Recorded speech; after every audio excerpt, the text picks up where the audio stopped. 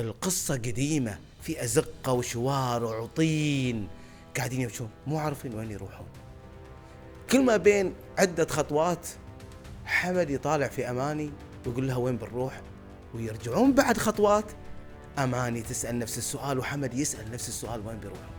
مع الوقت والتعب تبللت ملابسهم، وطين وتعب وجوع، لقوا خرابة، بيت مهجور، رائحة العفن تطلع منه، لكن كان بالنسبة لهم في ذاك الوقت هذا هو القصر وهذا هو الملاذ.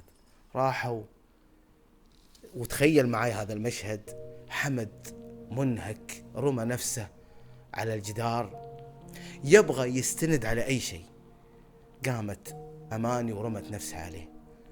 صحوا الصباح ملابسهم مبتلة ومن البرد، مو عارفين وين نروح، ما ندري. طلع حمد الآن، حس حمد أنه مسؤول عن أماني وأنه هو السبب في كل اللي صار.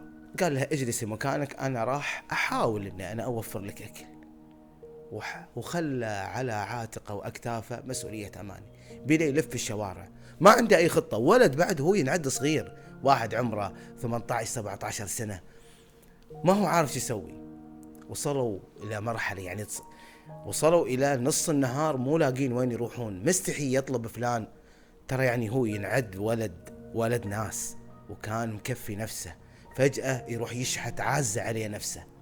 فصار ما عنده إلا حيلة واحدة، يوقف عند الخباز، يوقف عند الخضار، يحاول إنه يشوف الشيء اللي ما يبيه. فتصور إنه بعد العز اللي كان فيه يرجع الأماني، يعني خلينا أوصف لك إياها بالوصف، موزة خايسة، خبز يابس. كانوا في البداية مقضينها كذا، كل يوم يطلع اللي يشوفه مرمي، اللي يشوفه. وعشان أكون معاك مع جدا صريح زين، كان في بعض المرات يضطر إنه يسرق، يعني يشوف الخباز غافل ياخذ له خبزه، يشوف هذا الخضار ما أدري شنو ياخذ من عنده، خلاص جوع مو قادر. أنا قاعد أوصف لك المرحلة اللي وصلوا فيها. بعدها رجع الأماني وقال لها أنا ماني قادر، ويوميا تسأله السؤال اللي يقطع قلب حمد، إلى متى وإحنا على هالحال؟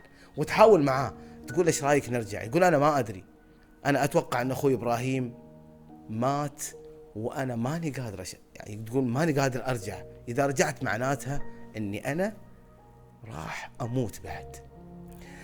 مع الوقت جات فكرة الأماني وهم يتمشون في الشوارع ويتمشون في هالأزقة. أماني بسبب يعني خلينا أوصف لك عشان نروح في عالم الرومانسية وعالم الأرواح، وهذا العالم أنا أحبه. أماني شافت الورود وهي تمشي، تدرون بعد المطر تزهر بعض الأراضي، فجات على بالها فكرة، فقامت شو تسوي؟ قالت ايش رأيك نبيع الورد علشان احنا بعد نرتاح. فصاروا يعني شفت اللي جات على بالهم دي الفكرة. في البداية حمد رفض، قال لا وش نبيع ورد ما ورد وما شنو هالسؤال. قالت له خلينا نبتدي بهالفكرة. فصاروا شو يسوون؟ تاخذ اللي هو ورق الجرايد وتلفه بطريقة معينة، ويلاحق تقول حق حمد خلاص انت وقف عند في الشارع اكيد احد راح يشتري. فصاروا في البداية كذا، ما كان احد يشتري بسبب ان الموضوع انت تدري ناس اهل قرى ومحدودين، بس كان يجيهم يعني مدخول جدا بسيط يمشيهم في بعض الايام مو كل الايام. وفي يوم من الايام، وهو كان من اصعب الايام اللي مرت على حمد واماني، اماني مرضت مرض جدا صعب، وترت فيه حمد ما هو قادر يجيب اكل عشان يقدر يجيب علاج. فكان في الخرابة هذه يروح ويجي، وكان دائما يقول لها أماني عشان خاطري اقوي، تقول له ما أقدر التعب والحمى ذبحتها حرارة، مو قادر إلا حاجة واحدة إنه يحط الكمادات عليها. شفت يعني أبي بس ما عندهم، تنزل الحرارة شوي يوم ورا يوم من كثر ما تون. في رجل مسن عجوز كان مار، سمع كلام حمد مع أماني، عور قلبه، فدخل عليهم وقال يا عيالي أنا شايف وضعكم جدا متأزم، وأنا بعد هو بعد هذا المسن رجال بعد على قد حاله، بس قال لهم ايش رايكم تجون عندي أحاول إني أنا أساعدكم. راحوا عند هالرجال المسن وحاول إنه يعطيهم من اللي عنده ويمشيهم علشان تتعافى أماني وتعدي هذه المرحلة عليهم. عدت، لكن شو الاستفادة؟ حمد من دخل هذا العجوز كان يشتغل مع البحارة، فهو يتكلم قال له يا ولدي فيك قوة وفيك شدة على البحر؟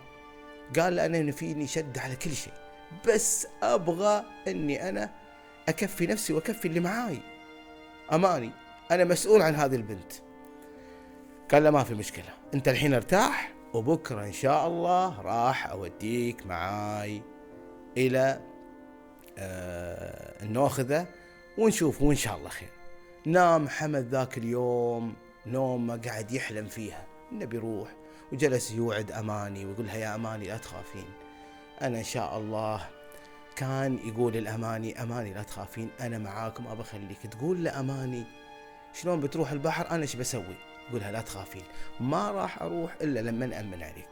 صح الصباح حمد كان عنده أمل وتفاؤل كبير، يبغى يروح، يبغى يعتمد على نفسه، يبي يأمن على أماني، بس كان شاغل الشيء واحد، وقت اللي بيروح للمرة الأولى كيف راح يأمن على أماني؟ مسألة إنها بتجلس مع الرجال العجوز هذا اتفق معاه من أول الصباح، لكن وقت الرحلة هو متعلق فيها، ومثل ما أنت عارف أول قصة هو كان وإلى هذه اللحظة يحبها ويموت فيها ويشوفها عروس. ما راح أطول عليك، راح للنوخذة وجات على باله فكرة، وافق النوخذة فرح قال له أنا أبغى منك حاجة واحدة بس، أبيك تعطيني مبلغ من المال أبي أعطيه أهلي علشان أقدر أني أنا أروح وأنا مطمئن. وافق النوخذة وقال له هذا من حسابك اللي أنت راح تروح، يعني أنت بتاخذ جزء، واتفق معاه الاتفاق وما أبي أطول معاك في هذه السالفة. عطى أماني وقال لها يا أماني انتظريني. شدوا على يد بعض، كانت النظرات المتبادلة بدون كلام. حمد يقول لها أنا برجع بسرعة، وأماني تقول له بسرعة أرجع. كانت تراقبه إلين وصل وركب السفينة وأبحرت، وكانت أماني تراقب حمد لين اختفت السفينة. خلونا الحين ننتقل بالكاميرا مثل ما عودتكم جملتي المشهورة إلى السفينة. حمد مبسوط يشتغل ينظف صبي كأنه يعني ينظف، يروح يغني وهو قاعد ينظف، وطول الوقت من يجي الليل ينسدح. حاول تتخيل معي، أنا أحب الخيال، ها؟ ينسدح ويطالع في النجوم، وكل نجمة يشوفها يقول حق النجمة وصلي سلامي. ولما يعني مرت عليه أيام على قولتنا ليلة قمارية كان يشوف القمر كله أماني. لكن مثل ما أنا قلت لكم يا جماعة، ليالي أماني قصيرة والفرحة فيها بسيطة.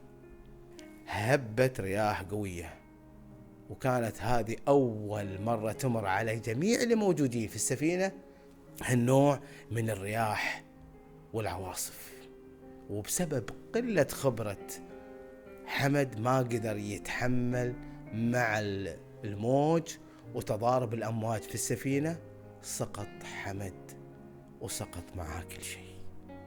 راح أكمل لكم باقي الأحداث لأن الصراحة عورني قلبي بعد.